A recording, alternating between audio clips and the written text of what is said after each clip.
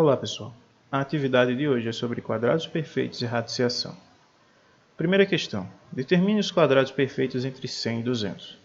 Você já sabe que 10 vezes 10 é 100, então você não vai começar do 10, você vai começar do 11, certo? 11 vezes 11 é 121, então esse é o primeiro quadrado perfeito que você vai obter.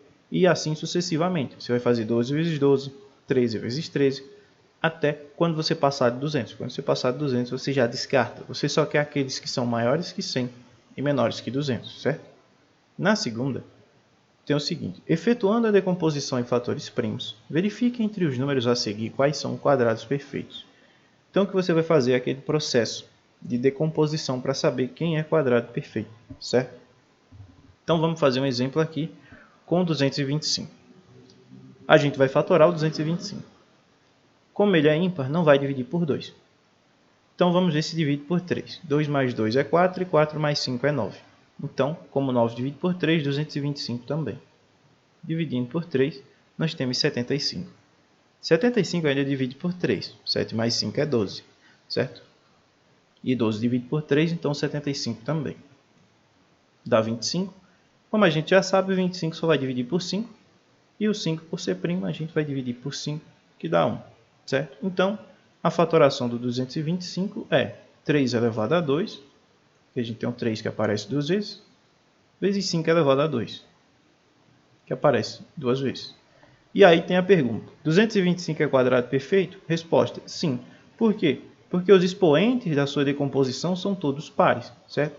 É necessário que os expoentes de toda a decomposição do número seja par, ou seja, todos os números que aparecerem aqui, eles têm que aparecer uma quantidade par de vezes, certo?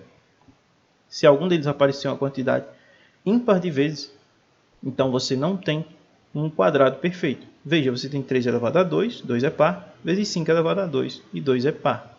Se fosse para você calcular a raiz quadrada de 225, bastaria você pegar o seguinte. Esses números elevado à metade desses expoentes, certo? 3 vezes 5 é 15. 225 tem como raiz quadrada o 15, certo? 15 vezes 15 é 225. O que você faria seria exatamente de cada grupo de números, você pegaria a metade. Você tem dois números 3, então você só pega 1. Você tem dois números 5, então você só pega 1. 3 vezes 5 dá a raiz quadrada de 225, certo? Como a gente pode observar aqui, se a gente apagar isso e observar a raiz quadrada de 225, vai ser o 3 vezes o 5, certo? Um 3, porque a gente tem dois 3, então só pega a metade da quantidade, então só um 3. 3 elevado a 1, no caso. 5 aparece duas vezes, a gente só pega 1, 5. E aí fica 3 vezes 5, que é 15, certo? Aqui a gente também vai observar o seguinte exemplo. A gente vai observar a letra B para saber se é quadrado perfeito ou não. Então vamos lá na letra B. A letra B a gente tem o 360. Então vamos para o 360. Vamos fatorar o 360.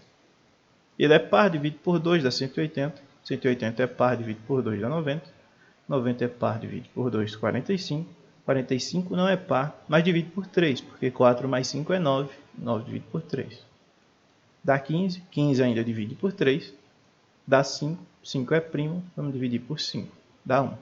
Veja, aqui na decomposição nós podemos observar o seguinte.